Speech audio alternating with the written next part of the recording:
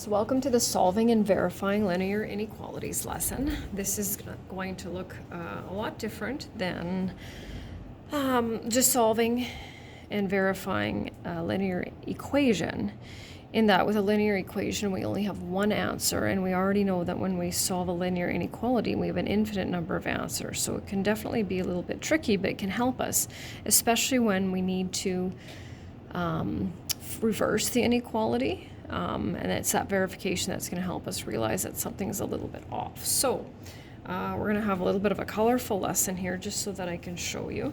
So it says solve and verify the linear inequalities using two values from inside the solution and one value from outside the solution. So the first thing we're going to do is we're going to solve it.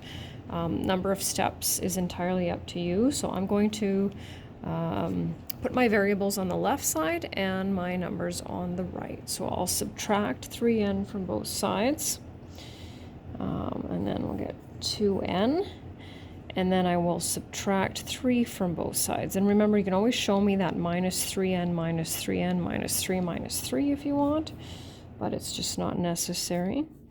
And then I will divide both sides by 2, and because I'm dividing by a positive number, I will not reverse the inequality.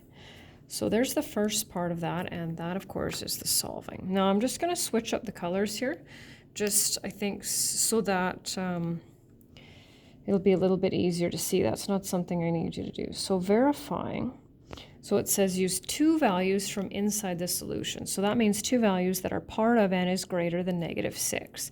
And it doesn't matter what you choose. I'd recommend integers just because usually it's easier working with integers. So let's pick an integer that's greater than -6. I'm going to go with 3. So we're going to use the original equality. We're not going to use this one. And so we rewrite the inequality and we substitute 3 in place of all of the n's that we see. Okay. And now we're going to keep going. So we've got a 15 plus 3 greater than 9 minus 9.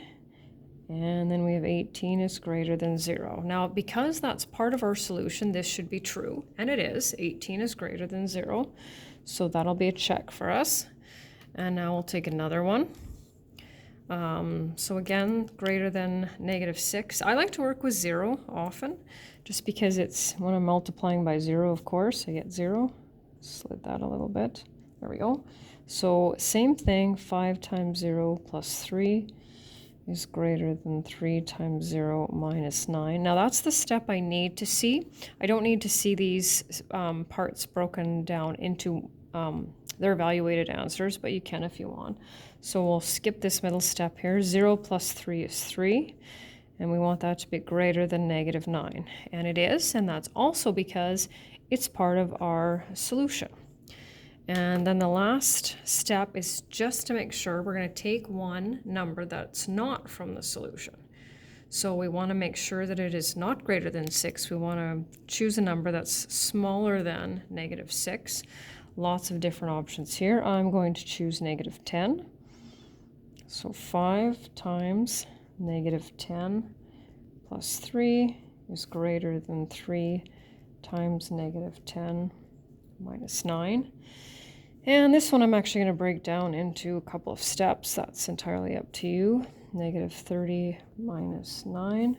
So I end up with -47 is greater than -39. Now, true or false? Well, false. And that's what we want because we chose that value from outside that solution. So we should have basically 2 check marks and 1 X.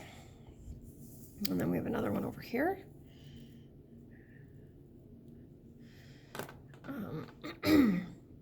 So we'll solve that one first. Let's subtract 2 from both sides.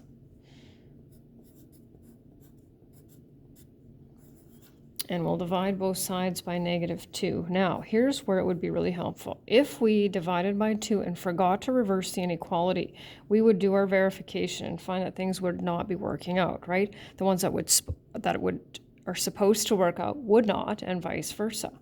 So we won't do that for that, but that's something that can give you a really good indication of if you made that mistake or not. So 2 from our solution, so it says x is less than or equal to -4. So we'll start with -5. Oh, this one's not working as well. Maybe I'll just go back to my same colors.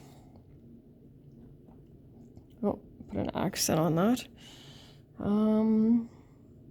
-2 times -5 plus 2 is greater than or equal to 10. So when we multiply two numbers, we get a positive, so that's 12 is greater than or equal to 10, which it is. Oh, I forgot my check mark. And next, we need another number that's less than or equal to -4. And there's nothing wrong with using -4. I try to avoid that one. So I'm going to go with -7. And you can be as creative as you want with this. So 14 plus 2 is 16. And lucky for us, we got another check mark, and that's what we're looking for. So now we need a number that's not part of that solution set. So we're going to look for one that's greater than -4. And we'll use 0 because that's one of my favorites. So of course the verifications will look a little bit different.